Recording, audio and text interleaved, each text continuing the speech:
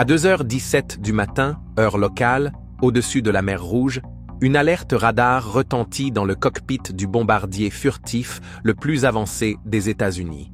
Le 12 janvier 2024, ce qui avait commencé comme une mission de routine, se transforma soudainement en une confrontation de haute intensité, alors que plusieurs signatures thermiques fonçaient vers l'appareil évalué à 2 milliards de dollars.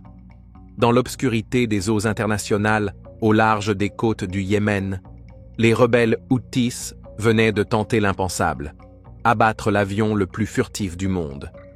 Mais comment atteindre ce que l'on ne peut pas voir? Et que se passe-t-il lorsqu'on vise le mauvais bombardier furtif? Le premier signe de danger provint des capteurs spécialisés à bord du B-2 Spirit. Volant à 45 000 pieds dans le ciel nocturne au-dessus de la mer Rouge, les systèmes défensifs du bombardier détectèrent plusieurs lancements de missiles en provenance de positions situées le long de la côte ouest du Yémen. En quelques secondes, le système d'alerte de l'appareil identifia les projectiles entrants comme des missiles solaires R-27 modifiés, des armes qui n'auraient jamais dû se trouver entre les mains des Houthis. Au même moment, les opérateurs radars du groupe aéronaval du USS Dwight D. Eisenhower détectèrent un essaim de véhicules aériens non identifiés s'élevant depuis un territoire contrôlé par les Houthis. Les drones suivaient une trajectoire coordonnée, ciblant clairement l'espace aérien où opéraient les avions américains. Ce n'était pas une attaque aléatoire, c'était une tentative délibérée et coordonnée d'abattre l'un des actifs militaires les plus précieux des États-Unis. L'équipage de 2 personnes du B-2 exécuta immédiatement les protocoles défensifs. Tandis que le pilote initiait des manœuvres d'évitement, le commandant de mission activait l'ensemble des contre-mesures électroniques de l'appareil. Ce qui s'ensuivit fut un affrontement technologique de haute volée, un jeu du chat et de la souris qui allait pousser les limites de la technologie furtive américaine face à des acteurs non étatiques de plus en plus sophistiqués. Le B-2 Spirit représente l'apogée de la technologie furtive américaine.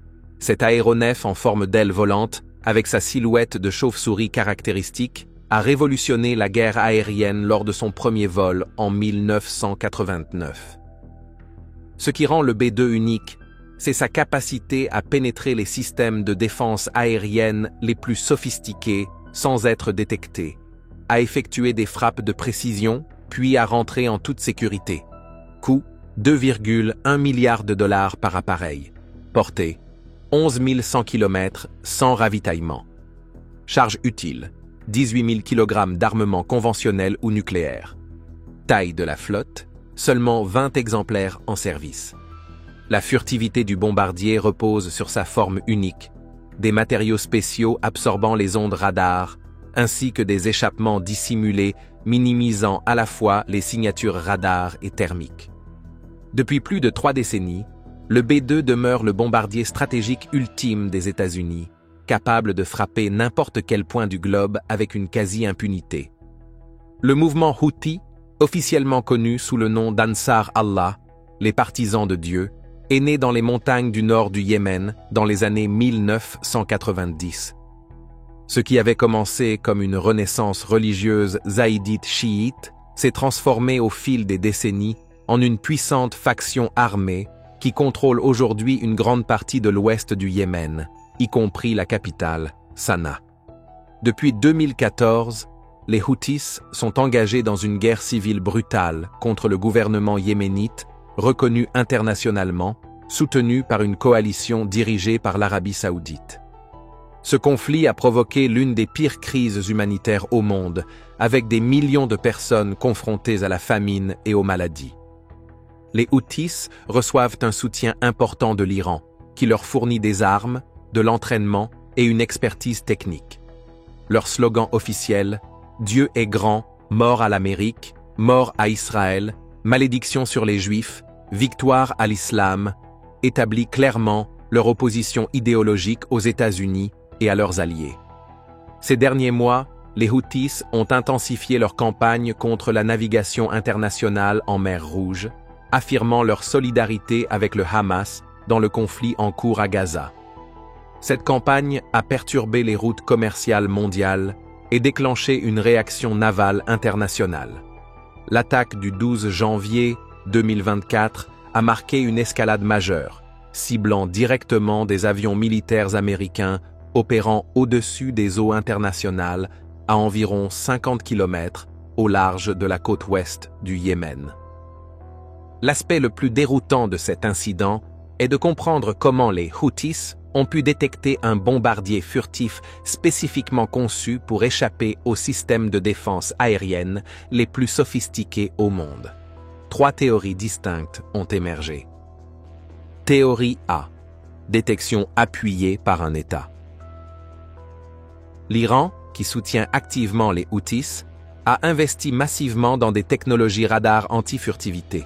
Ces systèmes, incluant potentiellement des radars à basse fréquence d'origine russe, peuvent parfois détecter la présence générale d'un aéronef furtif, bien que sans la précision nécessaire pour un ciblage efficace. Des rapports d'intelligence suggèrent que des conseillers techniques iraniens pourraient avoir opéré ces systèmes depuis le territoire yéménite. Théorie B. Détection thermique. Même les avions les plus furtifs produisent de la chaleur. Des systèmes avancés de recherche et suivi infrarouge, IRST, peuvent potentiellement détecter l'échappement des moteurs d'un B-2 ou le bord d'attaque de ses ailes chauffé par la friction, surtout lorsqu'ils sont observés sous certains angles. Les Houthis pourraient avoir acquis de tels systèmes IRST sophistiqués grâce à leur connexion avec l'Iran. Théorie C. Réseau d'espionnage. La possibilité la plus préoccupante n'implique ni radar ni infrarouge, mais plutôt du renseignement humain. Les Houthis pourraient avoir reçu des informations préalables sur le déploiement du B-2 via des réseaux d'espionnage surveillant les bases américaines dans la région. Autrement, ils auraient pu recouper des indices issus de sources ouvertes, comme des observateurs d'avions ou des images satellites montrant des activités de soutien. Les analyses d'experts en défense suggèrent que l'explication la plus probable combine les théories A et C. Les Houthis avaient probablement des renseignements anticipés sur les opérations aériennes américaines dans la région et ont utilisé un radar à basse fréquence fourni par l'Iran pour détecter un appareil entrant dans leur couverture.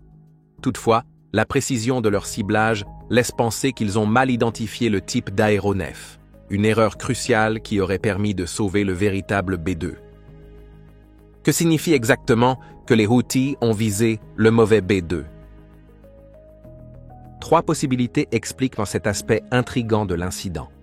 Les Houthis ont peut-être détecté un gros avion américain, mais ont mal identifié son type. Bien que la silhouette du B-2 soit unique, des retours radars limités ou des signatures infrarouges partielles auraient pu être mal interprétés. Ils pensaient peut-être cibler un B-2, alors qu'ils suivaient en réalité un bombardier B-1B lancé ou un grand avion de reconnaissance. Une explication plus sophistiquée implique un leurre délibéré orchestré par les forces américaines. Des avions de guerre électroniques comme le UA-18G Growler peuvent générer de faux retours radars imitant d'autres aéronefs. Dans ce scénario, les planificateurs américains auraient pu créer des leurres électroniques apparaissant comme des B-2 afin de déclencher et cartographier les défenses Houthis, une version modernisée de la tactique classique du Wild Weasel. Il se peut aussi que les Houthis aient correctement identifié un B-2, mais sous-estimé les conséquences stratégiques de l'attaquer. Dans ce cas, ils ont visé le mauvais B-2, non pas en termes d'identification technique, mais en termes de calcul stratégique, choisissant une cible qui allait inévitablement provoquer une réponse américaine sévère, bien au-delà de ce qu'ils avaient anticipé. Les évaluations du renseignement penchent vers la théorie du leurre électronique. La précision du ciblage Houthi indique qu'ils croyaient vraiment engager un B-2, mais l'analyse postérieure à l'incident a révélé qu'aucun véritable B-2 ne se trouvait à l'endroit visé. Cela suggère une opération sophistiquée de déception électronique, conçue pour cartographier les capacités de défense aérienne Houthi, tout en gardant les avions américains de grande valeur à distance de sécurité. À 2h17 du matin, plusieurs missiles R-27 furent lancés depuis des plateformes mobiles situées près de la côte ouest du Yémen. Conçus à l'origine comme des missiles air-air soviétiques, ces armes avaient été modifiées pour un usage solaire, un exploit technique demandant une expertise considérable.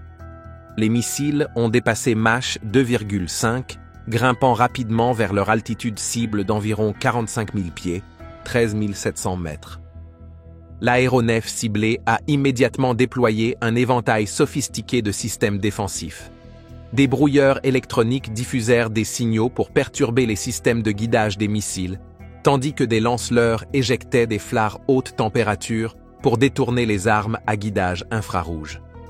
L'avion effectua une série de changements subtils de cap et d'altitude, suffisant pour compliquer le ciblage sans compromettre ses caractéristiques furtives.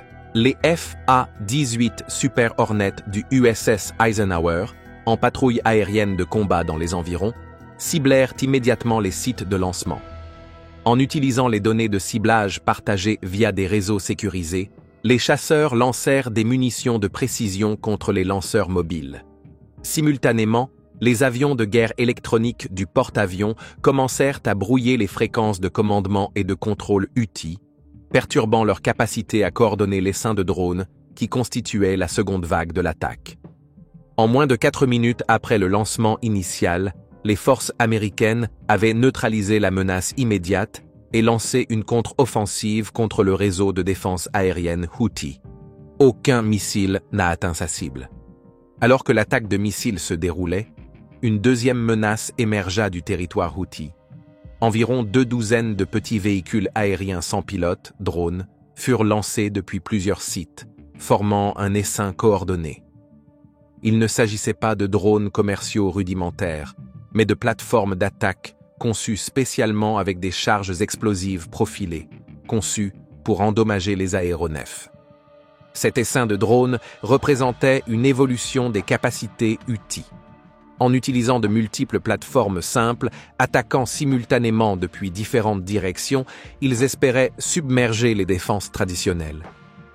Même si chaque drone individuel manquait de systèmes de guidage sophistiqués, le nombre seul créait une probabilité statistique de frappe réussie. Les forces américaines ont contré cette menace à l'aide de plusieurs systèmes. Les avions UA-18G Growler de la Navy ont déployé des techniques de guerre électronique pour couper les liens de communication entre les drones et leurs opérateurs. Lorsque cette méthode ne s'est révélée que partiellement efficace contre des drones autonomes, des systèmes laser anti-drones embarqués sur d'autres aéronefs ont neutralisé plusieurs unités en surchauffant leur système de contrôle. Les drones restants ont été engagés par les systèmes d'armes de proximité des navires de guerre et par les tirs défensifs des chasseurs en patrouille. Cette défense multicouche s'est avérée efficace, mais la sophistication de l'attaque par essaim a surpris de nombreux analystes militaires. Cela a démontré un niveau de coordination tactique jamais vu auparavant dans les opérations UTI. Quelques heures après l'échec de l'attaque, l'armée américaine lança une riposte coordonnée contre les infrastructures militaires UTI. L'opération, baptisée Decisive Shield, comprenait 38 missions de frappe de précision contre des installations de défense aérienne, 12 lancements de missiles de croisière visant des bunkers de commandement souterrains, des opérations cybernétiques coordonnées perturbant les réseaux de communication UTI. Contrairement aux frappes limitées précédentes ciblant uniquement des sites de lancement, cette opération visait l'infrastructure militaire stratégique du groupe. Des munitions guidées de précision ont frappé des installations radars, des dépôts de missiles et des centres de commandement et de contrôle à travers la région. Des responsables du Pentagone ont confirmé que les frappes ont utilisé à la fois des missiles de croisière Tomahawk, lancés depuis la mer, et des munitions larguées depuis des avions embarqués sur porte-avions. Des images satellites diffusées 48 heures après l'opération montraient d'importants dégâts sur de multiples installations militaires UTI, en particulier leur réseau de défense aérienne. La vitesse et l'ampleur de la réponse américaine ont envoyé un message clair. Toute attaque contre des actifs militaires américains de grande valeur entraînera des conséquences disproportionnées. Les analystes de la défense ont noté qu'il s'agissait d'un changement majeur dans la posture des États-Unis face aux forces UTI, passant de représailles limitées à des frappes plus larges contre des infrastructures militaires. L'échec de l'attaque et la riposte américaine ont déclenché une cascade de conséquences stratégiques dans la région. En quelques jours, des images satellites ont montré des navires iraniens opérant près des côtes yéménites, se repliant vers des eaux plus sûres. Des sources du renseignement ont rapporté une intensification des communications entre les conseillers iraniens et la direction Houthi, suggérant une réévaluation sérieuse de leur tactique.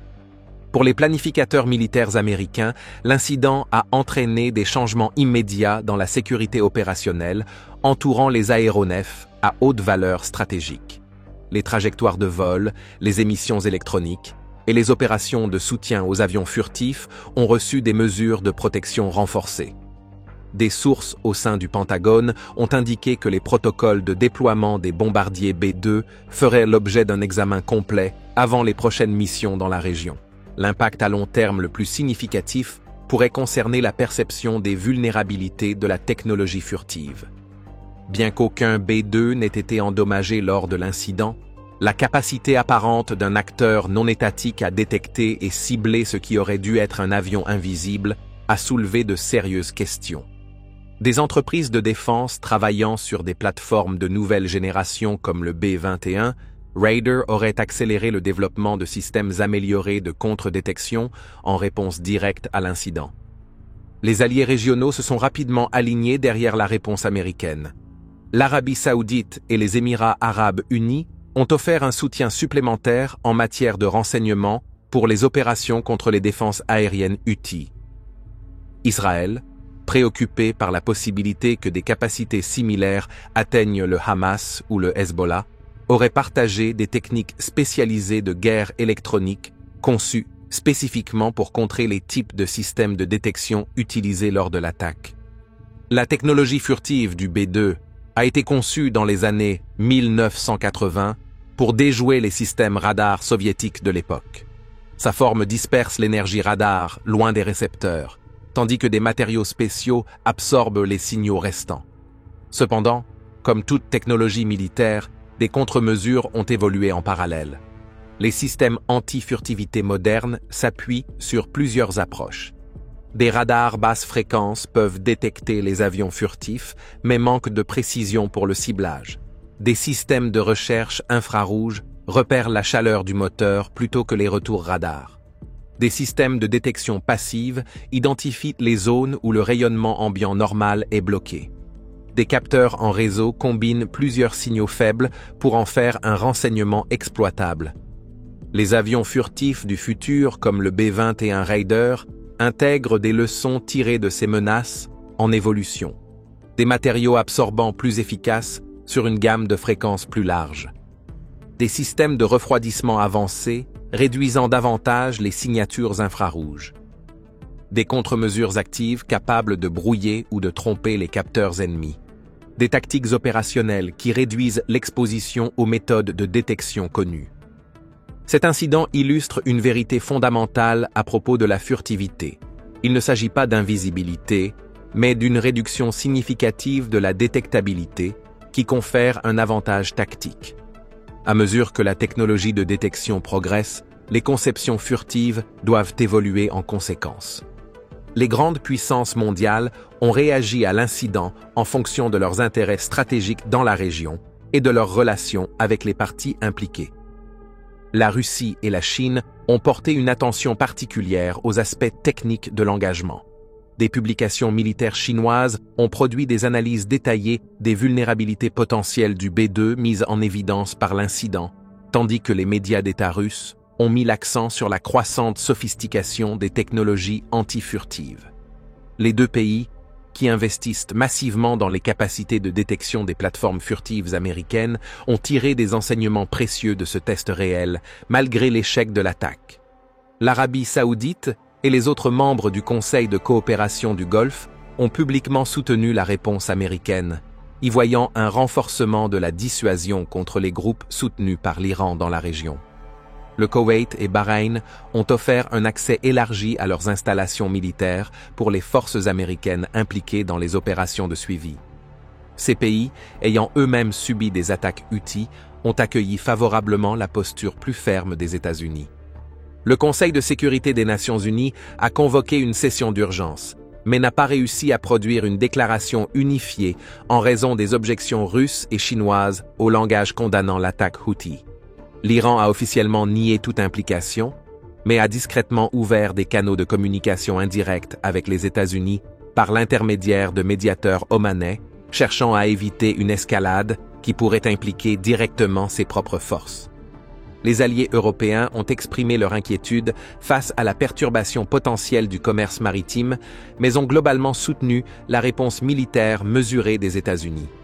Le secrétaire général de l'OTAN, Jens Stoltenberg, a qualifié l'incident de « dangereuse escalade par des acteurs non étatiques dotés de systèmes d'armes de plus en plus sophistiqués ». L'attaque manquée a révélé 3 enseignements critiques qui remodèlent actuellement la réflexion militaire sur les opérations aériennes dans des environnements contestés. L'incident confirme ce que les planificateurs militaires soupçonnaient depuis longtemps. Aucun aéronef n'est totalement indétectable par tous les types de capteurs. Les opérations futures doivent supposer un certain niveau de détection, même par des adversaires ne disposant pas de ressources étatiques. Cela ne rend pas la furtivité obsolète, mais modifie la façon dont elle est utilisée tactiquement.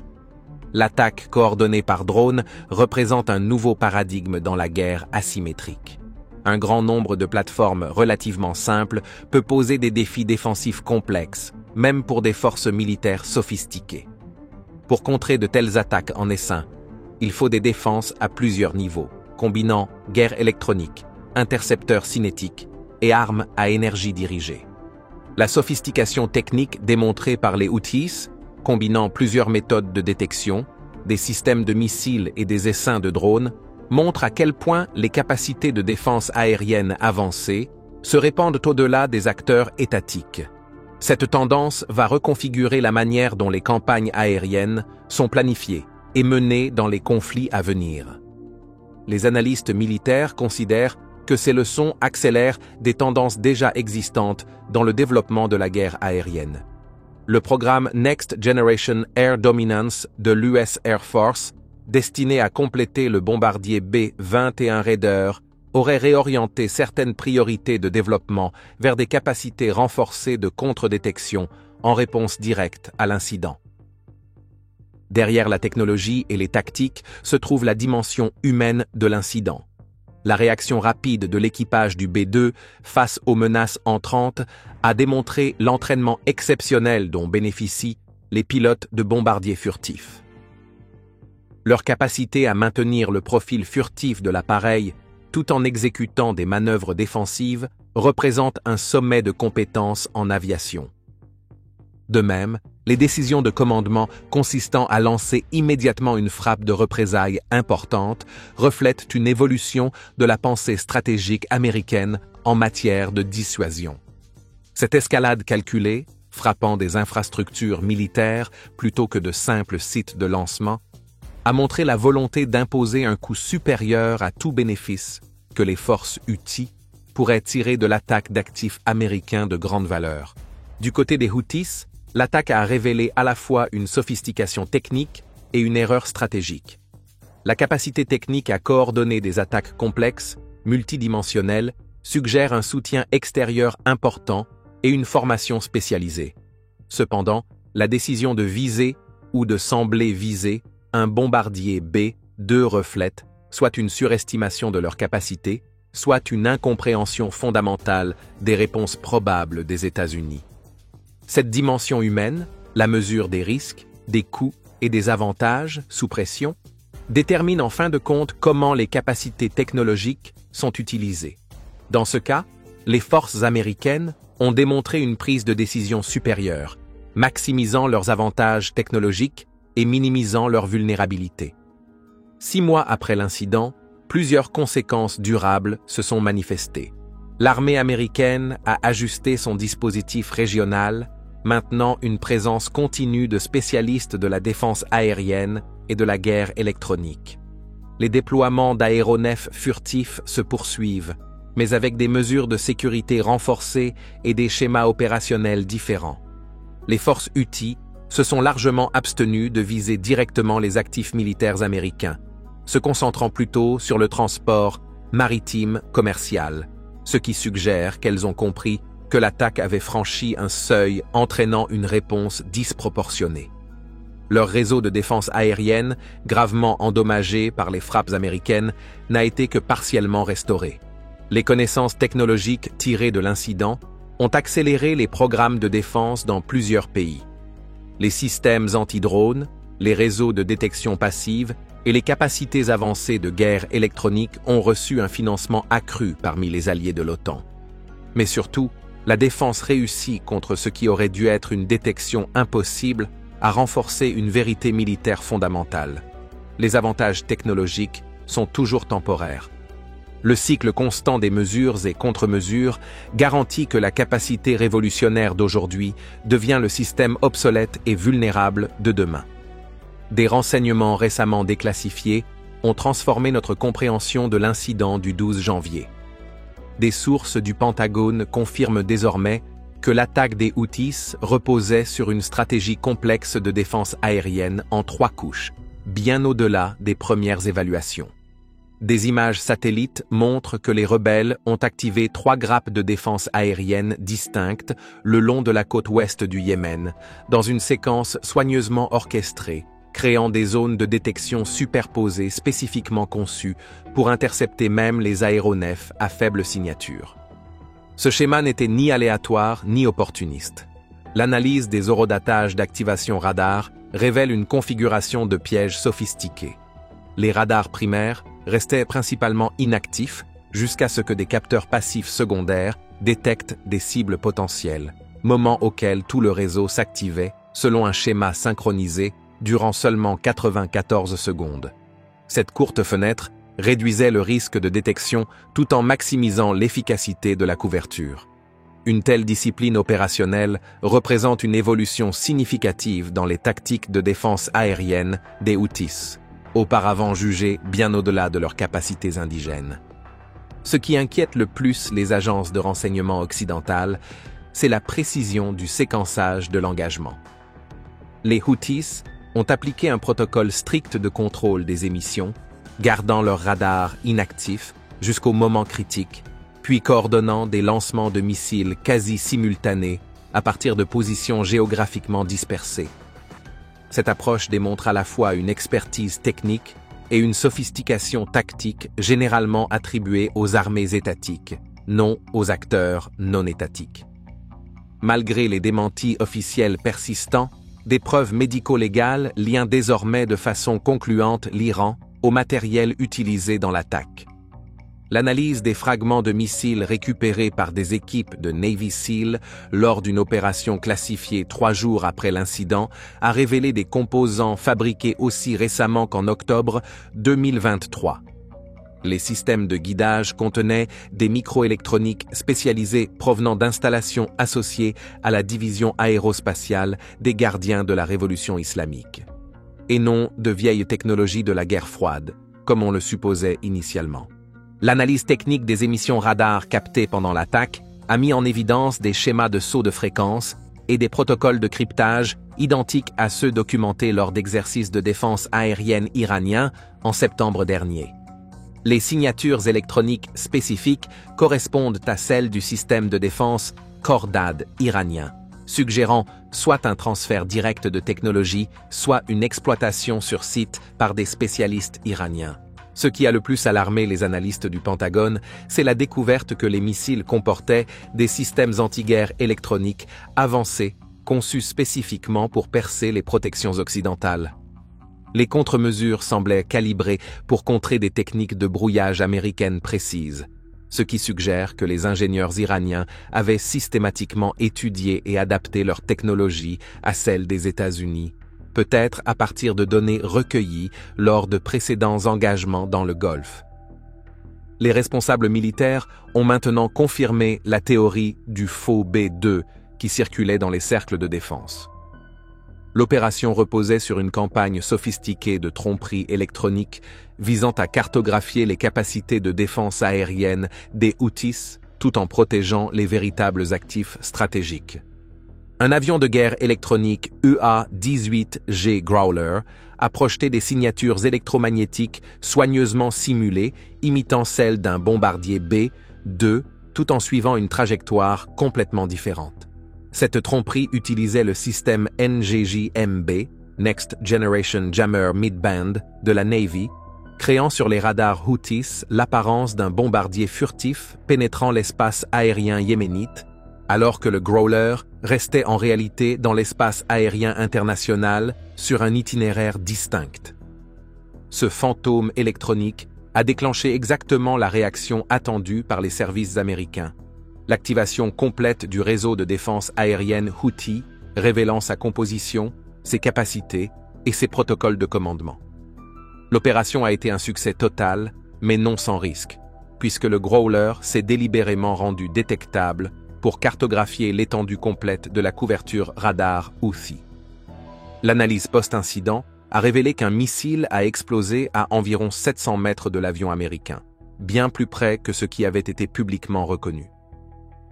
Les véritables bombardiers B-2 opérant dans la région sont restés totalement indétectés pendant toute l'opération, menant leur mission à distance en toute sécurité pendant que la tromperie électronique se déroulait.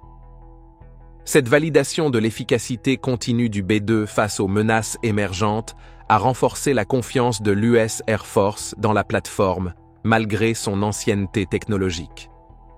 L'analyse technique des fragments de drones récupérés a largement révisé les évaluations initiales des capacités des Houthis en matière de systèmes sans pilote. Loin de simples drones commerciaux équipés d'explosifs, les spécimens capturés ont révélé des systèmes de qualité militaire sophistiqués avec plusieurs variantes spécialisées. Le type le plus courant transportait des ogives explosives conventionnelles avec des fusibles de proximité avancés conçus pour exploser à proximité des aéronefs sans impact direct. Toutefois, les services de renseignement ont été stupéfaits de découvrir 4 variantes spécialisées dans la guerre électronique parmi les débris. Ces unités ne contenaient aucun explosif, mais embarquaient des systèmes de brouillage compacts ciblant des bandes de fréquences spécifiques utilisées par les avions américains pour la navigation et la communication. L'analyse médico-légale des systèmes de contrôle de vol des drones a révélé des capacités avancées de reconnaissance autonome des cibles. Les processeurs embarqués utilisaient des algorithmes d'apprentissage automatique entraînés à distinguer les types d'aéronefs en fonction de signatures infrarouges et visuelles, avec des paramètres spécifiquement adaptés aux avions américains, notamment les FA-18 Super Hornets et les appareils de soutien. Ce niveau de sophistication dans le ciblage suggère fortement un accès à des données techniques avancées et à des ressources de formation normalement contrôlées par des forces militaires étatiques. Des rapports opérationnels récemment déclassifiés révèlent que les contre-mesures électroniques employées contre l'attaque des Houthis étaient bien plus étendues qu'initialement divulguées. Au-delà des systèmes défensifs traditionnels, l'opération a impliqué une campagne de guerre électronique coordonnée sur plusieurs plateformes et domaines. L'avion UA-18G Growler ciblé a déployé le système AN/ALQ 249 Next Generation Jammer lors de l'une de ses premières opérations de combat depuis sa mise en service initiale. Ce système a généré simultanément de fausses cibles sur plusieurs bandes radar, brouillé les fréquences de guidage des missiles et perturbé les réseaux de commandement houthiste à l'aide d'une énergie micro-ondes à haute puissance dirigée avec précision. Des navires de la marine ont apporté un soutien supplémentaire, formant une bulle défensive électronique multicouche. Une technique classifiée particulièrement efficace, appelée « retour fantôme », a créé de multiples fausses cibles avec des caractéristiques de vol imitant l'appareil réel.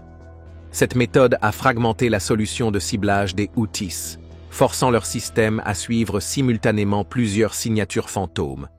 Lorsque les missiles ont été lancés, ces fausses signatures ont attiré plusieurs projectiles qui ont explosé sans causer de dommages, à des kilomètres de tout appareil réel. Des actifs spatiaux ont joué un rôle jusque-là non révélé dans l'opération défensive. Des satellites de surveillance électromagnétique classifiés ont fourni un suivi en temps réel des émissions radar autistes, permettant une caractérisation immédiate et un brouillage ciblé des fréquences menaçantes. Ce soutien orbital a permis aux officiers américains de guerre électronique de cibler avec précision les contre-mesures contre des émetteurs spécifiques, neutralisant efficacement le réseau intégré de défense aérienne sans avoir besoin de frappes cinétiques sur chaque installation.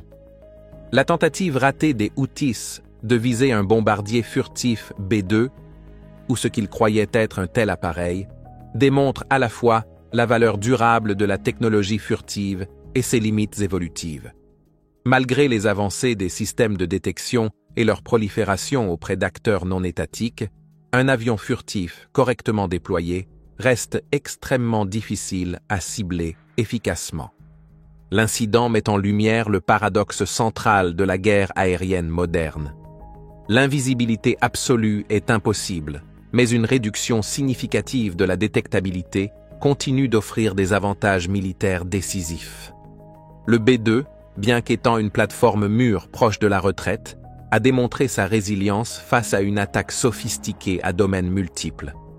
Pour les planificateurs militaires du monde entier, la leçon est claire. La furtivité n'est pas une invulnérabilité.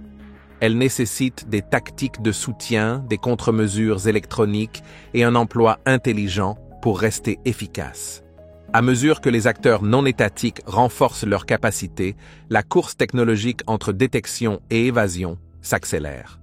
La prochaine question ne sera pas de savoir si l'ancien B-2 peut survivre à de telles confrontations, mais si son successeur, le B-20 et un Raider, aura tiré les bonnes leçons de cet incident pour maintenir l'avance américaine dans les cieux de plus en plus disputés des conflits futurs. La guerre invisible entre furtivité et détection continue, chaque camp revendiquant des avantages temporaires dans un cycle sans fin d'évolution technologique. Merci d'avoir regardé cet épisode. Pendant que vous êtes encore là, cliquez sur la vidéo affichée à l'écran pour découvrir plus de contenu de qualité.